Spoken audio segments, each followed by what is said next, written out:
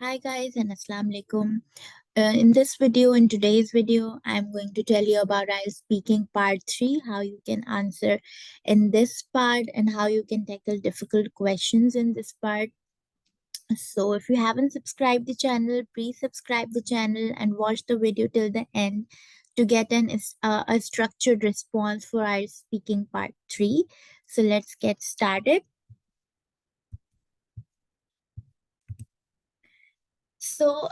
Here I'm going to tell you the structure of our speaking part 3 and some very important strategies to tackle a difficult question.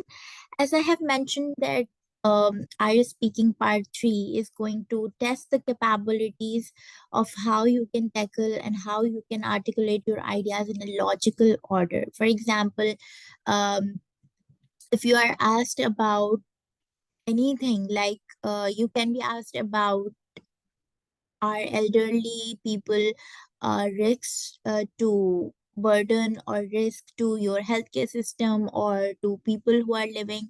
So let me describe you here about story of what I got in my I speaking part 3 and how I answered. So I was asked that mostly elderly people are thought to be as a risk or as a burden.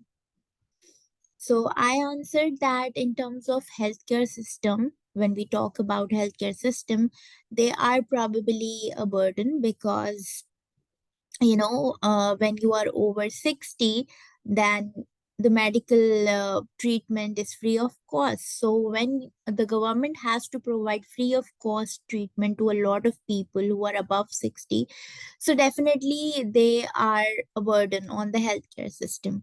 Then I added an example and I said that in the COVID times, when there was shortage of medical equipments, when it was more important to save the younger lives because they're going to shape the future of the country. So at that time, I would say that the elderly people were a kind of burden on the healthcare system. So let's begin with this example and let's discuss it in more detail that how can you structure your response in IELTS speaking part 3 to get good bands. So let's get started. So in this part, as I've said, that you have to arrange your answers logically and you have to give your answers in a more rational way because the questions are more abstract and you need to give your answers in depth so that the examiner know that you can express your views, your ideas in a proper way. So let me tell you first with an example, because if I'm not going to give you an example, you won't be able to understand it comprehensively that how you can answer these type of questions. So here I would be giving you a 6-step model through which you can answer this type of question. So the example question is, do you think government should spend money supporting unemployed people or focus on creating jobs to solve the problem? So this is the example question, and now I will tell you that how we can structure a logical response to this question. So this is a 6-step model which we can use or which anyone can use to answer this type of question, especially in speaking part 3.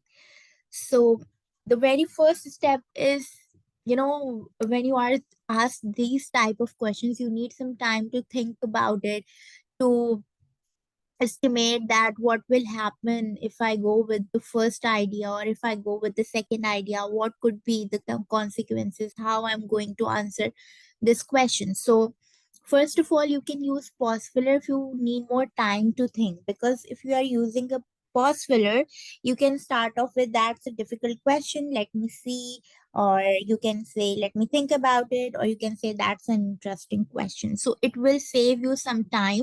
Meanwhile, you can think about what are you going to say.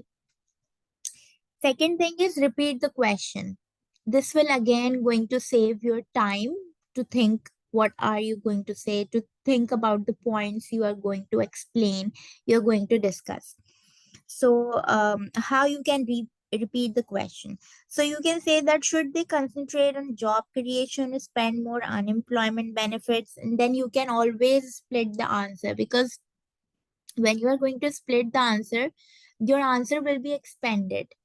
Answer will be expanded means that the examiner would think that you are giving a comprehensive answer, because speaking test is just there to test your speaking. So you have to speak for at least some time so that the examiner can examine your speaking. He can evaluate that whether you are speaking according to their evaluation criteria or not. So you have to speak, especially in part 3, you have to give logical reasoning, and you have to speak for at least 1 minute in this part for each answer, so that the examiner may be able to understand it. Okay. So you can always split the answer. It will help you expand your answer and make it more longer. So you can say, I think both are important. Well, it depends on the country. Then you can stick to one side of the answer, and you can say, I think they should focus on the one part. You can say, for example, the unemployment support of through money, and for a number of reasons. Then you can give your reasons. Here you can add, like, if you know about three reasons, you can, like, firstly it will do this, secondly it will do this, on the other hand, or lastly. You can use these kind of discourse markers and sequencers to organize and arrange your answer. Then you can extend and support your points. How are you going to extend and support your points? You can say, by doing this, by doing this, or in other words, this is because, for example, for instance, you can give an example, you can give an instance, and then what you can do, you can always summarize your answer. So here is a model answer to these type of questions. So firstly, what we did, we used a pause filler. We said that's a difficult question. When you're going to say that's a difficult question, should they focus on supporting the unemployed or try to create more jobs? Meanwhile, you can think of different reasons for supporting a single idea. So then you can say, I think both are important. After that, you can say, firstly, it's essential to provide benefits for those who are too old or too sick to work. There, there really should be a safety net to help people who can't support themselves.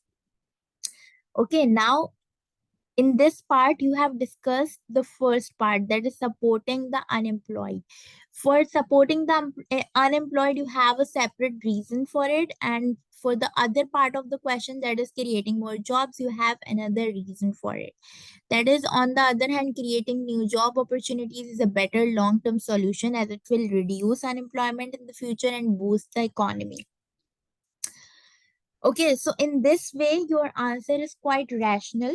You have splitted your answer into two, where you have discussed both of the ideas that you have been asked in the question, and then you have summarized it. You have given proper reasoning that is quite rational, and then you have said that, as I've said, both are good ways to tackle unemployment. So this is a structured response through which you can achieve good bands in your IELTS speaking part 3. So keep that in mind, and this is all for today's speaking part 3 video.